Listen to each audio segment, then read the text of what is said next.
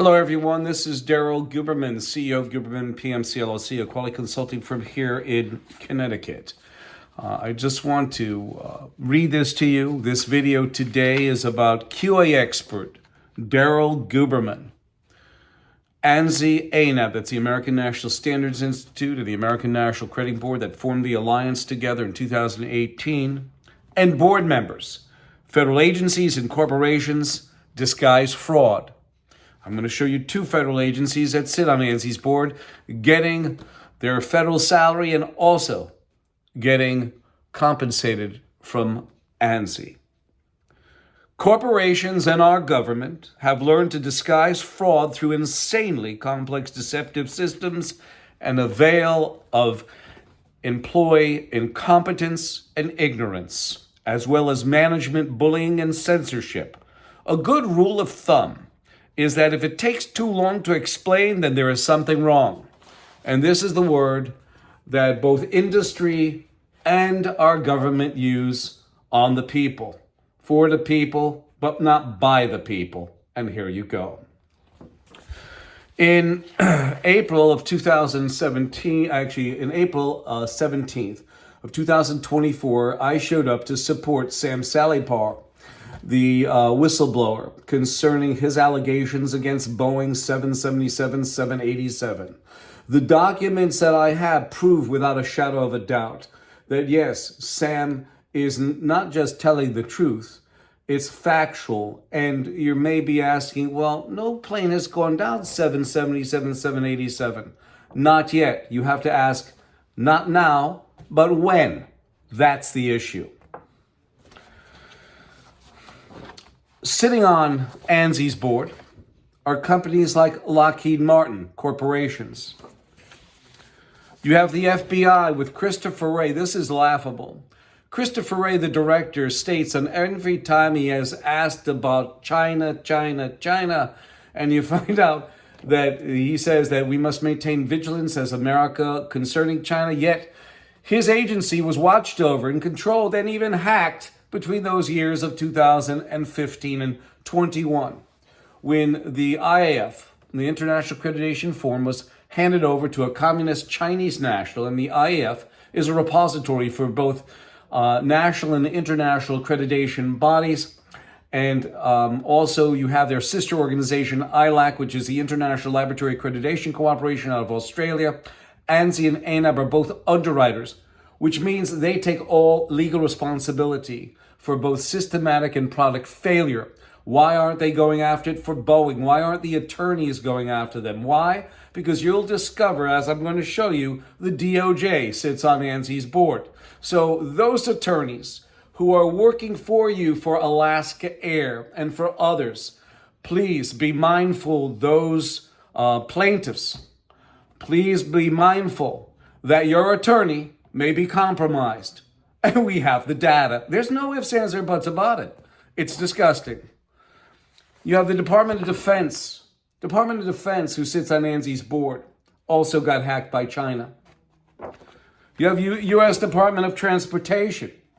You have the Federal Aviation Administration that made Boeing an FAA regulator in 2009, which means that they did not have to tell, Boeing did not have to tell the FAA about them putting in the MCAS system for the Ethiopian Air and Indonesian Air. DOJ wants to open up the case again because I think the lawyers really didn't do any research, as we have the research. We are your expert witness, ladies and gentlemen, because guess what? The DOJ sits over by the FAA and sits over by Boeing and sits over by Lockheed. So do you think anything's going to get done? Oh, isn't this comical? It's like a comedy of errors. ANSI, the American National Standards Institute, is a private, not-for-profit, non-governmental corporation that has federal agencies and corporations on board. You have the factor that ANSI and ANAB are both together on this mess, and you're going to see this very shortly. Here it is. You have 10 different registrars in communist China that can issue an ANSI-ANAB accredited certification. Cybersecurity, who cares? And then you have NIST. You're going to see that. Don't worry. You're going to see that very shortly. You have the factor that ANSI-ANAB. ANSI took over complete control over ANAB in 2018, And then you have the factor that between 2015 and 21, they sat on the IAF, which they're an underwriter for. And a gentleman called Zhao Jinwu was the guy who was handed over the IAF. That's Randy Dury on your left, and that's Zhao Jinwu on the right. Randy at the time was the vice president of ANAB, the chairman of the IAF, and also the principal of the IAF tax form 990. Zhao Jinwu has been involved with our quality since 1994, and he's mandated by his country of origin, Communist China, to take our data through the China National Intelligence Law, Article number 7. To make matters even better, he is also the chief executive of the China National Accreditation Services, which certified the laboratory in Wuhan, China, that released the virus. Why? Because we have a deposition from ANSI-ANAB's vice president of quality for our laboratory. Her name is Pamela Sale, 2017, 2018, gave a deposition. She said from one laboratory to another, there are variances and they lack protocol, which means you're going to have an escape. On top of it, Zhao Jinwu gave out a certificate to a laboratory that was not prepared. They didn't have enough trained technicians. We have that article from Politico. In 2018, some specialists from the United States went to Wuhan, China, and guess what? The scientist said, we need more trained individuals. We don't have them. So he gave a certificate to an unprepared, laboratory. Can you imagine that? And the scientists said in 2018 to American specialists, they said, we need more technicians, trained technicians. We don't have enough. So to make matters even worse, in May of 2019 on a CDC training document for no other than Wuhan, China, it states that the most important part of containment in any well-run biolevel 4 lab is having highly trained technicians.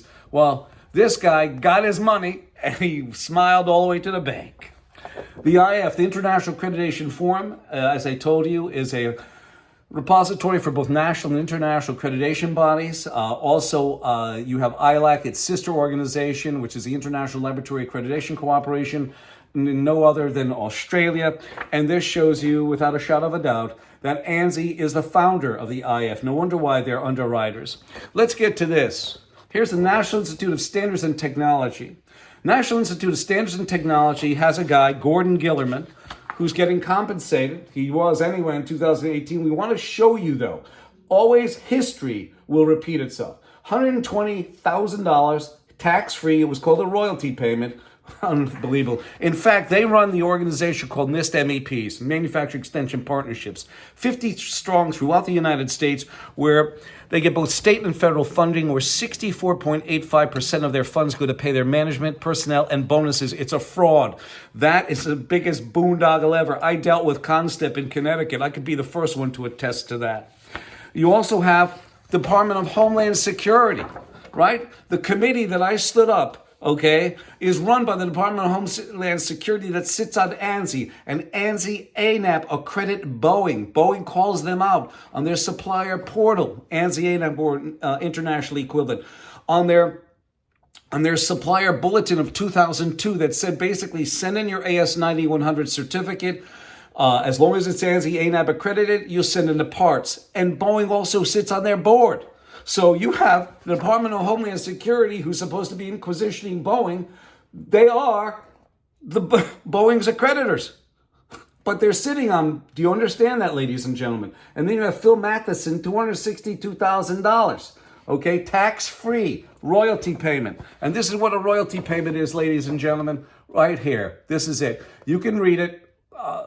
A royalty, unfortunately, the term royalty is not defined in the tax law. The regulations simply provide that whether a particular item is income or royalty must be determined by the facts and circumstances of each case. This is Daryl Guberman. I expose this factor because it's disgusting. 203-556-1493 or Daryl, Daryl, TQRS at yahoo.com. I thank you. And remember this. As Confucius said, it is not the droplet of water that wears away the mighty stone, but it is its persistence. And I thank you, ladies and gentlemen, and pass this video around.